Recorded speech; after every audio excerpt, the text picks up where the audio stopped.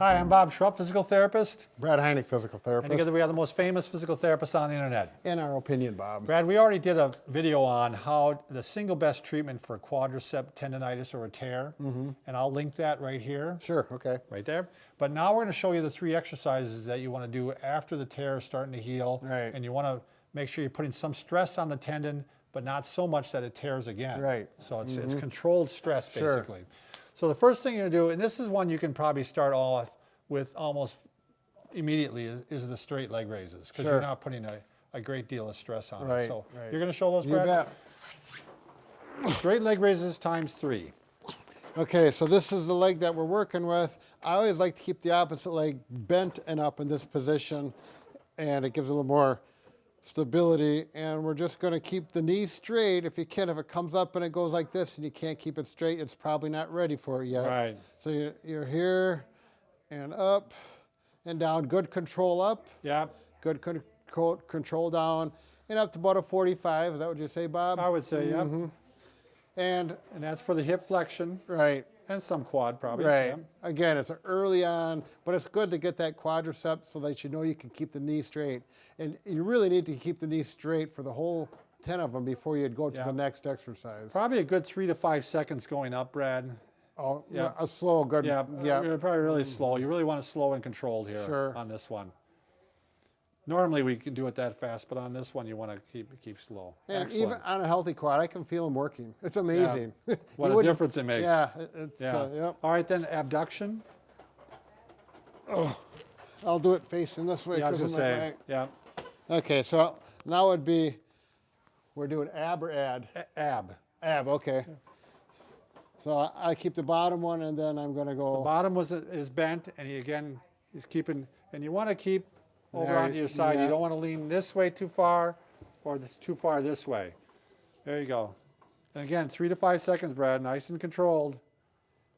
and watch where my toe is. It's good now, but if you Yep. find yourself doing this, Yeah, you're cheating. well, that's cheating. Get it over like Toes this. pointed to the side, to the wall. 1001, 1002, 1003. These are hard, aren't they? Oh yeah. Now this isn't working the quad a lot. It's working more up here, but you need to work the whole leg. Right.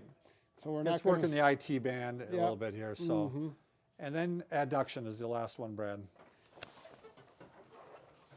I'll watch your mic on that one, but Yeah, I'm more in front. So now we're gonna work the muscles on the inner thigh. This one's not doing work stabilizing. I need to get over more. I'm gonna squish my mic holder, so I'm gonna cheat a little bit there for that reason. And whoop. same thing. Keep 3 to 5 seconds and keeping the toe straight forward. And again, these are much harder when you do them than what you're seeing if you haven't done them, especially when you do them Right. slow, good control with good mechanics. Harder for me, Brad, because I got long legs. Sure. So, all right. The next thing I do like to put a little bit of a stretch on the muscle. Yep. And you can kind of do that. You can do it this way. I'm stretching. This is the one I have trouble with actually. And you can stretch. I'm stretching a little hip flexor, but I'm getting the quad here Right. too. But you can also, and again, you keep good posture and just a real gentle stretch. Don't bounce at all on this one. Right. You just Yeah, want to there- keep stretch. I think there's some people that say don't stretch a torn muscle. I really think you got to do it gently. Right. Again, I'm going through this right now, and I found that I do like to keep it slightly stretched out. And you can also do this one. Right. Just a gentle stretch. Try to realign those fibers. Sure. I think that all makes sense. All right, now we're going to go ahead and move this out of the way, Brad.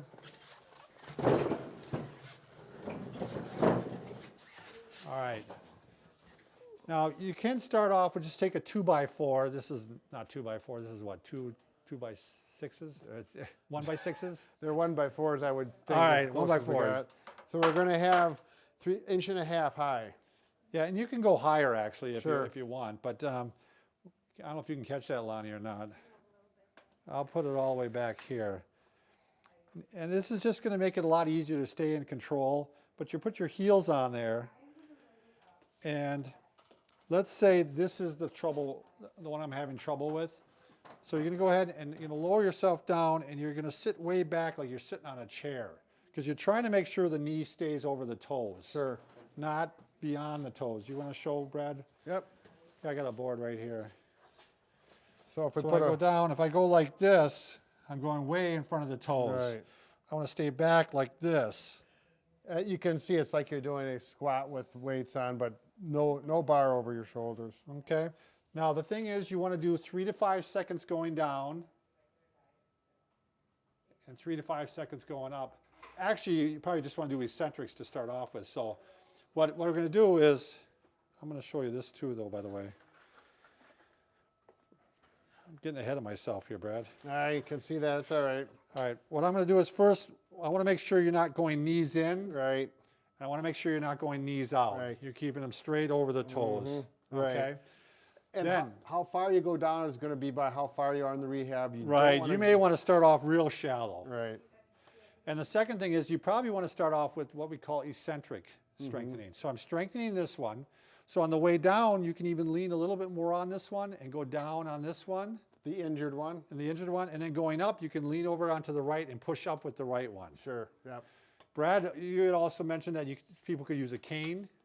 You could go down like this and then push up. Right. Just for some balance, take some stress off the. Or a chair. Sure. You could push up with a chair. If you have both legs that are giving you trouble, then you have to have 2 chairs set up so that you can push up on the way Sure. up. So again, 3 to 5 seconds down, push up. You can squeeze your butt a little bit too Sure. as you get up. Again, no sharp pains. If you got sharp pains, it's too early for it. Yep. The one though that I have found that worked better than this, Brad, is if you want to invest into a physio ball. What else you call these? Exercise ball. Exercise ball, physio ball. This worked much better for me. It was a lot easier for me to do. Sure. I can keep my toes way out like this, and I just slowly went down like this, Brad. I'm just really in control. Keeping the same mechanics, the same rules. It's just so easy to stay in control here with Right, this. right. I like this so much better.